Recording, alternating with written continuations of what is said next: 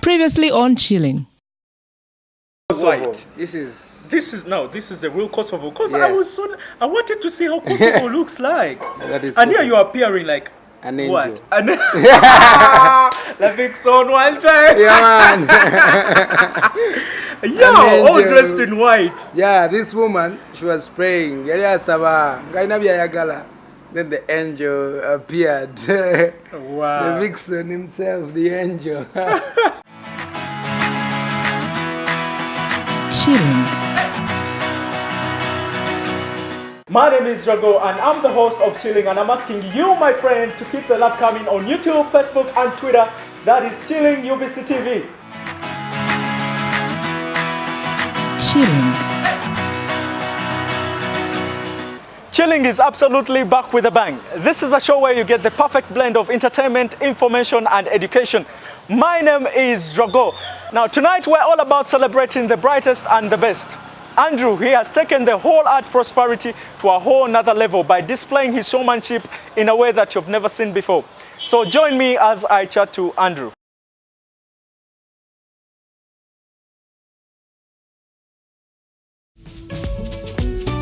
Chilling. Now it is a stroke of luck to run into a young man who was born with an art pencil, because I really mean it. He's barely 30 years old, but things he has done, you guys won't believe.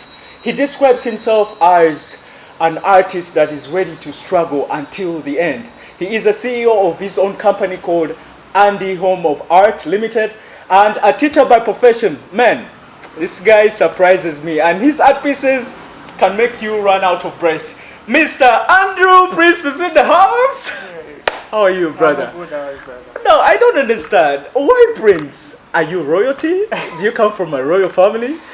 Not actually. Yeah. But the name Prince came up in my high school, whereby kids used to call me Prince because my friend she was called Queen. So now Your friend was called Queen. Queen. Yeah. And that's so, a girl? Yeah, that was a girl. So now the guys came up with the name. Now why can't we call you Prince? Okay. And I said, okay, fine. Prince and a queen. Yes. Is that queen still there?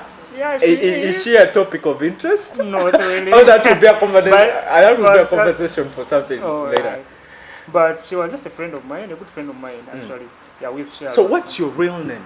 Your My full real name is Ainaman Andrew. Okay. Yeah, I was raised up from Ntungamo Oh, yeah. In the West. in the West. Okay. Yeah. So how does it feel? I mean, a lot of celebrities have endorsed your art pieces. How does that make you feel? It really feels me great because even mom, I can't believe it. Most people are approaching me and really it's so amazing. Because I saw Chameleon hailing out for you. Yeah. Chameleon was like, yo, boy, Andrew, he's so talented. And the world you look at your pieces. I've also seen photos with Ann Kansime and Bobi himself. Yeah. So what prompts you to get these art pieces of celebrities mainly? Mainly connections. That's what I may say. Because I've done a lot of work. Okay. People are connecting me to their friends. Okay. And to meet up with these celebrities is because of their friends. I've done so many works for their friends and they have loved my work. Okay. So now they have come up, also own one. Yeah, that's how I've come up to meet up celebrities. Did you always want to draw? Yeah, Did you always did. want to draw? Yeah, right I from did. childhood? Yeah, because I had a talent all along. Okay. My entire life I've been doing fine art. Even in nursery, I've been doing art. Primary I was the best. Yes. Secondary I was the best. Up to university. Okay. I'm still the best. That's what I can say. Unbeaten record. Just like Usain Bolt. Usain Bolt on the pitch. Yeah, that's what my call is in this field now. Oh, no, Andrew. Yeah. Tell me something very interesting. I described to you when I was beginning this show that you're an art teacher at the same school that you studied at. That's Namirembe Hillside High School. How come? Why did you choose to teach? Actually, I'm not a teacher by profession. Oh, Yes. you're not a professional I teacher. did a degree at Makerere University, Margaret Hall School of Industrial Fine Art. Okay. I completed my degree. So it happened that, of course, life after campus, it's very hard. So I sat down and I was like, why can't I do something of which I love most? And I wanted to bring out a talent in the outside world. So I said, no, I can teach. Once I start teaching, I can impact my skill to some other people who can be beneficial to the community. Wow. So that's how I did it, teaching. Oh my God. And actually, I didn't apply for a teaching. I just did a portrait for the headmaster and the director. They resorted me to the board, and they brought me up to the board. No, because you're really talented. Yeah. For such a talent, I think you even deserve to be a professor sometime. I'm thinking about that, by the way. I'm thinking about that. So you're barely 30 years old, man. Yeah. And it looks like the world is in your hands. You can do whatever you want with the world. Once you have a talent, everything is possible. You can do it with a talent with whichever you want to be. Okay, I would love to move further with this conversation, but we're going to take a little break. And when we return, we are going to talk about something very interesting that you guys would want to know. Chilling. Yes, I know you guys are still with us and you're doing a magnificent job. Now, I'm still with Prince himself, Andrew, but now most of you would agree with me when I say that religion is a cultural process or system that designates both practices and behaviors.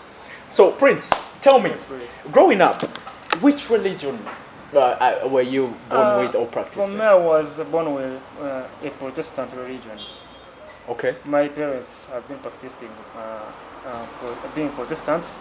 We have been raised up in that Christian environment. Okay. Whereby they love to go to church. Every Sunday we could dress up and go to church. And whoever could not go to church would be caned. Caned, seriously? Yeah, seriously. Were you baptized or were you converted? Yeah, right from childhood, right? Right from childhood. I was baptized around the age of 6 years. Because at least by that age, I knew there was baptism. So I was baptized into Protestants. I've been practicing that for my entire life now. I've been on earth. So I go to St. Augustine, Makerere. That's where I take my Sundays from. How do you think religion has benefited you as an individual? How has it shaped your life? Religion has shaped me a lot because I may say you can't live without religion. Because I was going to ask you, can you ever imagine a world without religion? I mean, can never people just being barbaric with no religion, with no fear. You can't even judge what's wrong from right. Yeah. It's really a shame. But religion is a very important aspect in one's life. Because for us we believe with God everything is possible. And without God you are nothing. Everything you achieve, you must be having God. And I think it's God that has made me achieve whatever I have. Due to this practice, I've really come closer to God. And whenever I pray, I get things better. Okay. Yeah. So what about your morals? Like discipline, my morals, greeting people, knowing your parents, that this is my mother, I'm supposed to treat her this way? Yeah. Everything, as I said before, everything has to be having a good background, of God's background, whereby once you have God in your life, definitely discipline has to be there. So with a good discipline, everything can be possible. For example, when we are teaching kids, we tell them, with a good discipline, you can see their performance. With a good discipline, the person can perform better. Because I expect once you're well disciplined, for example, you have good behaviors, you can perform very well. Unlike a person who has bad behaviors. Take a good look.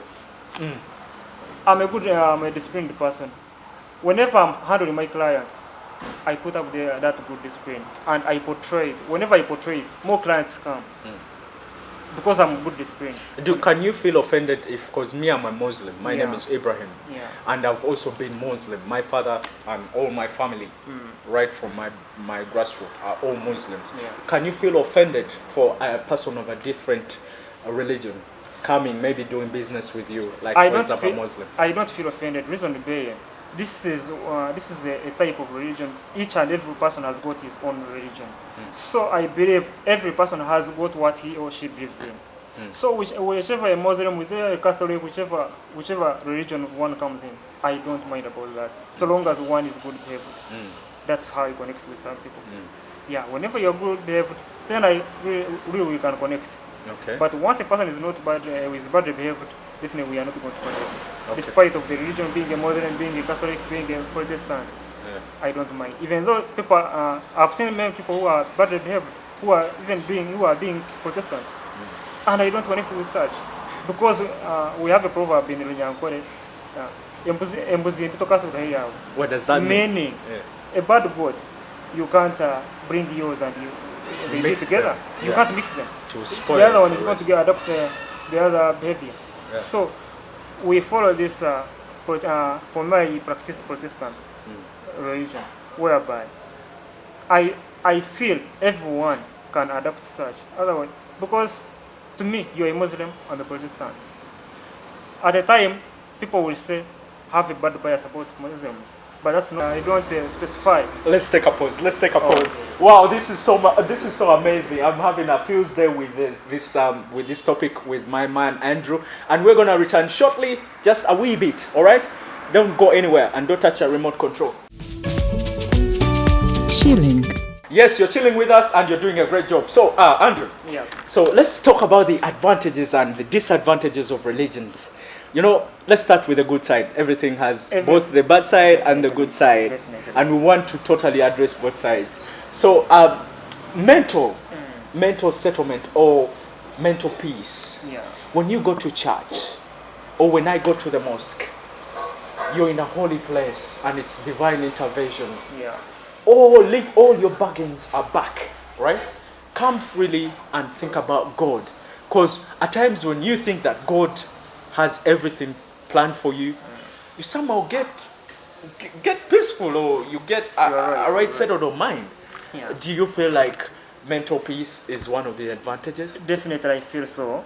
Reason being, this is a holy place, whereby at times during the week you are having hard times, you're having hard times.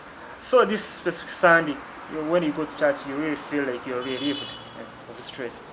Because this during weekdays, someone has traveling so many distances. You're doing many things. I'm drawing most times. So I feel like on Sundays when I go to church, I really feel relieved when I reach that place. I really feel relieved, and I feel that I'm closer to God. Wow. Yeah.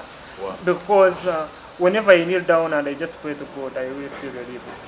Because for the kind of work you do, you need Yeah. a settled mind. Yeah, A mind that is peaceful. it's peaceful. You're right. Wow. So tell me, this is like a testimony. Yes. What do you think God has done for you that is so amazing? What I've done.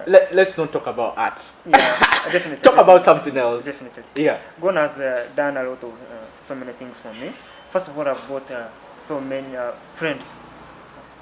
I've got so many friends. Whenever, every time I leave home, I just pray. Many people have not made it in life, but at least I can testify that I've made it to some extent. Though it's not where I want to be. I want to be more further. But I can tell you, God has made miracles for me. I've made good friends. I've met the people whom I never expected to meet. Everywhere I go, people want to be like me, and I'm so happy about that. Every morning I pray to God, I thank you. And definitely you're a top notch when it comes to art. Yeah. That's really great. Yeah. And you know, before religion came to Africa, Yeah. you understood that we had African traditions. Yes. And when you go back there in Tungamo, you say it's Tungamo. Ntungamo, yeah. Tungamo. Ntungamo district. Yes, you definitely when you go into those maybe bushes or Yeah. those secretive places, you see some kind of huts and people practicing rituals. Yeah. What you say about that? All I can say about that. Remember, each and every person has. Doesn't it scare you? It doesn't, because reason being, I'm the person who grew up from the village. I've been seeing those things for so long. So when you get used to some environment, really it can't scare you. It's that these people who are not used to that kind of environment. But it can't scare me, because I've seen people practicing that all along from childhood. People have been practicing Hasn't that affect you? Hasn't it drawn you or compelled you into wanting to maybe do something like that? It hasn't. You know, ever since these missionaries came about. Really, That's a long time ago. That's a long time ago. We have been studying, and they've been teaching us more about missionaries. So when they came up and I compared the tradition, and really I saw it wasn't making sense for me, because now when I compare tradition and the missionaries, there was more bad in tradition than good in the missionaries. So I had to take up the good side, and I left the good side.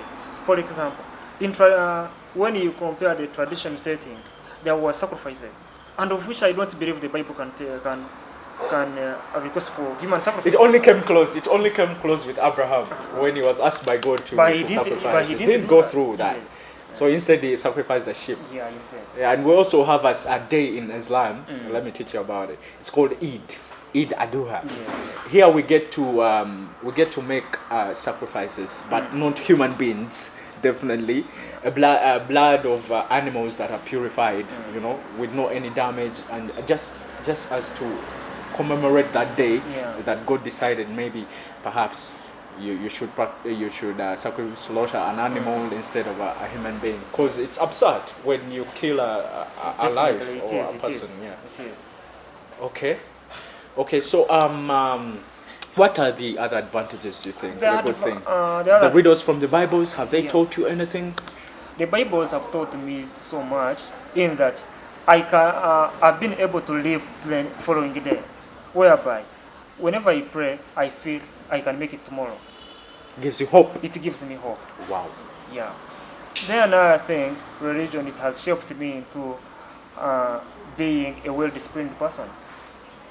Okay. Because I believe once you're a well-disciplined person, you can achieve a lot. And discipline is very And important. it's very important. in It one's conducts any business. I don't care if you sell pancakes on the road or what. life. Once you are disciplined, everything will move on a good side. Okay. Yeah. Then I think also another advantage. It has connected me to religious people. You know, once you are in that kind of environment with religious people, You definitely you're connect always with religious connected, people, yeah. people who are holy. who are holy, Yeah. and you feel you are. And I also think people who are religious sort of have a different perspective at how they look at things. Because you're having a person who is so hopeful, Yeah. a person who has spirit, you know, a person who thinks that tomorrow is brighter. Yeah. And then there is this other devastated person who... What do you think about atheists? People who don't believe in God and religions at all. And actually, those people, I pity them. The reason why I say I pity them, they don't know what they are doing. They don't have hope. Because once you have God in your life, there is hope. Yeah. You know, the Bible teaches us there is resurrection. But though those people, they don't believe there is that resurrection. No, they are pagan. I can say paganism. That's how I may call them. That's pagan. The person who is a pagan, I don't think he believes in God. He knows what he's doing. He doesn't. Would you be in a position of judging a fellow Christian? You say you're Protestant. Yes. Would you be in a position of judging a fellow Protestant when you tell him that this is wrong, God does not accept this, or the Bible? Would you be in position of doing that just as a human being? Because you guys are contenders now. Yeah. As a fellow human being, do you think it's in your position to judge a person when it goes wrong, or you tell them that maybe go and repent? Yeah, certain extent, I may say I'm not in a position to judge. But another extent, a smaller extent now, I'm in position to judge you. Okay. Based Okay. on what is We are going to take a little break. We are going to take a little break, and we return with the disadvantages of religions. Definitely everything that has a good side has a bad side too. So we return shortly with the disadvantages as we wrap up this topic. Chilling. Andrew has just joined me, who's a magnificent artist, but now we try to change a little bit of topic, talk about religion. And me and him were actually brainstorming about how many religions are there in the world? Yeah, so many. so More than 1,000. Yeah. Yeah, but the most visible ones we have here in Uganda mostly do with Islam, Hinduism, then Christian. Protestants. I think that's more of Christianity. Yeah, Christianity. Christianity, we have born again, Born-again. Protestants, Yeah, Catholics. Catholics. Yeah. Who else? There is The ones here in Uganda. the ones in Uganda. I think those are the major ones. Those are the major ones currently. So now we agreed before I left that we're going to talk about the demerits Yeah. of religion, because every good thing has a bad side. Bad side, definitely. So we talked about suicide. We talked about incest. And we're also going to talk about slightly about what is this? Cannibalism. Yeah. Incest, I'll talk about that. Islam, in most part of the Middle East, they have green lights to marry their own cousins or each other. Could even be your direct sister, because it doesn't repel them.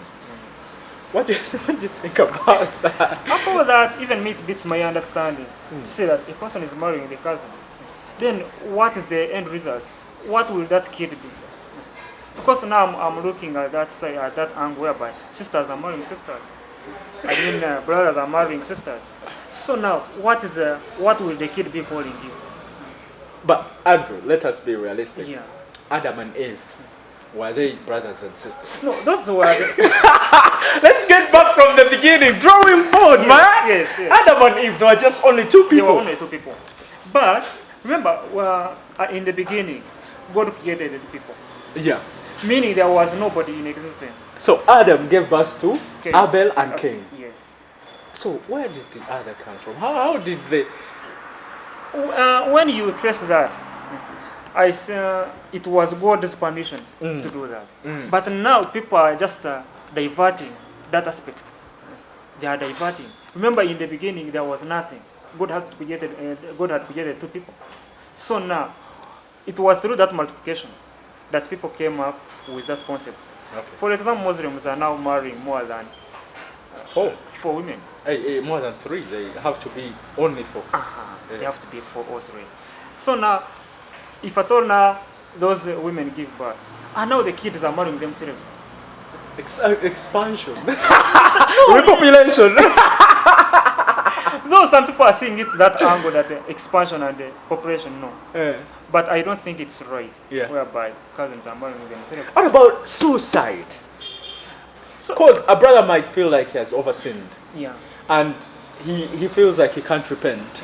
The best thing to do is kill yourself. But if you kill yourself in my religion, Islam, you're not allowed to be buried in a proper Islamic way. For example, they don't pray for you. Yeah. They just throw you in a pit. Can you imagine? They just throw you in a pit. That's it. Because suicide it's not recommendable. Actually, even in my religion, suicide is not allowed. Because you have no right upon one's life. You don't have that right. So there is no need for you to judge someone to kill or himself. At times, there are some religions which have come up. They are really reaching an extent of advising people to kill themselves. For example, Chubwetele. He came up with that concept that people are going to go to heaven when they die. Kibwetele. Yes. This is an event that happened when? It happened about 10 years back. Where was it? That in place of yours? Kanungu. It happened in Kanungu. Almost your place? Almost our place, yes. Kanungu is after our place. In Tungama. But this was an event whereby it consoled so many lives. People had hopes. So this pastor, this wretched pastor, Yeah. advises the followers The to followers close themselves indoor and then indoors. light them up. And they light them up. And it was too hectic for people to bear. I really can't reach an extent of getting that phase of killing myself. That would be too much. People knew, he had to convince them that there was a better tomorrow. The world was coming to an end, of which it wasn't the case. People never knew there was tomorrow. By the way, speaking about the world ending, Yes. you know that some religions who are coming up with dates, and Yeah. then the world doesn't end. The world is not ending. It's not ending today, it's not ending tomorrow. I believe the world is continuous. Okay, let us face, because we're running out of time, Yeah. let us face the biggest issue, hatred between religions. This has come up. Yeah. You see a Muslim doesn't want de-associating with a Christian. Yeah. But I will tell you one thing though. Muslims, like me, my faith believes that Jesus is a prophet and we accept that. But then yours, somehow it's different. You actually say he's a son of God. Yeah. Now this is creating an enmity and a difference between, the religions. And what do you think about hatred between religions? Drago, things of religion, they are very complicated. They are Very complicated. yeah. You can't wake up one morning and you just start a religion and you finish it. You cannot. The aspect of hatred, it's among men that have chosen to just take on hatred. But to me, I really don't hate a Muslim. I don't hate any other person because he's a Muslim or is another religion setting. Maybe he don't know. I don't do that because for me, what I believe in, I believe that every person has a right to be equal than any other. Okay. Yeah. So what about corruption? Because it clearly says that Yeah. religion promotes corruption.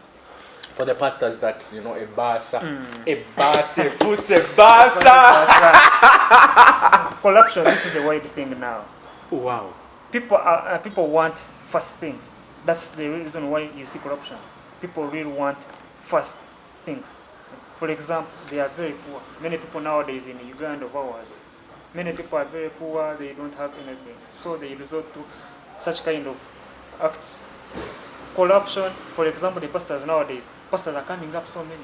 They a person, for example, I can tell you, a person wakes up one morning and say he's a pastor. He has been anointed by God to be a pastor. Whoa.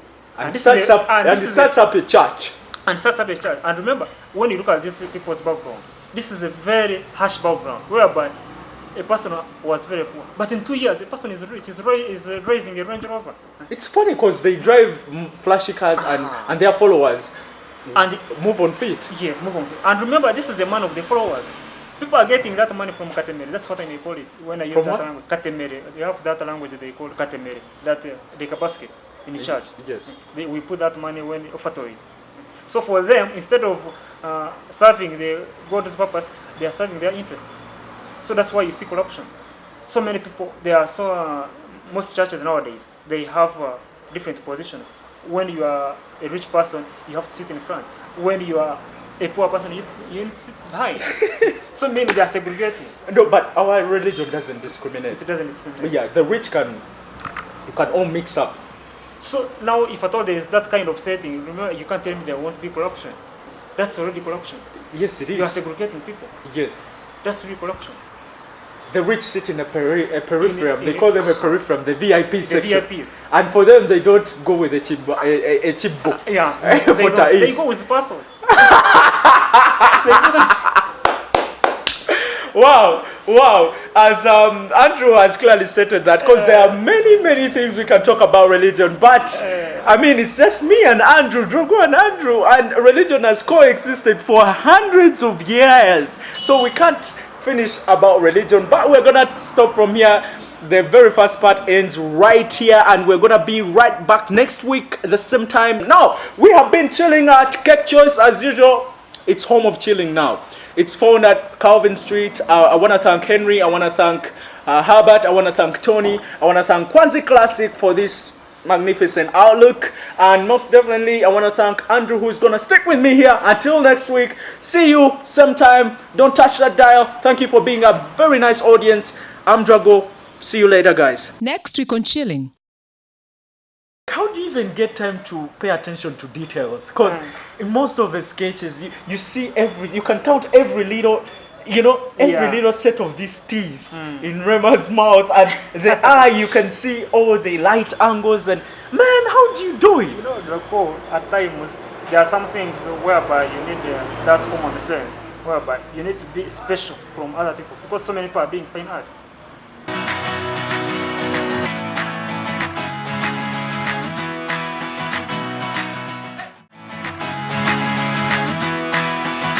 Chilling.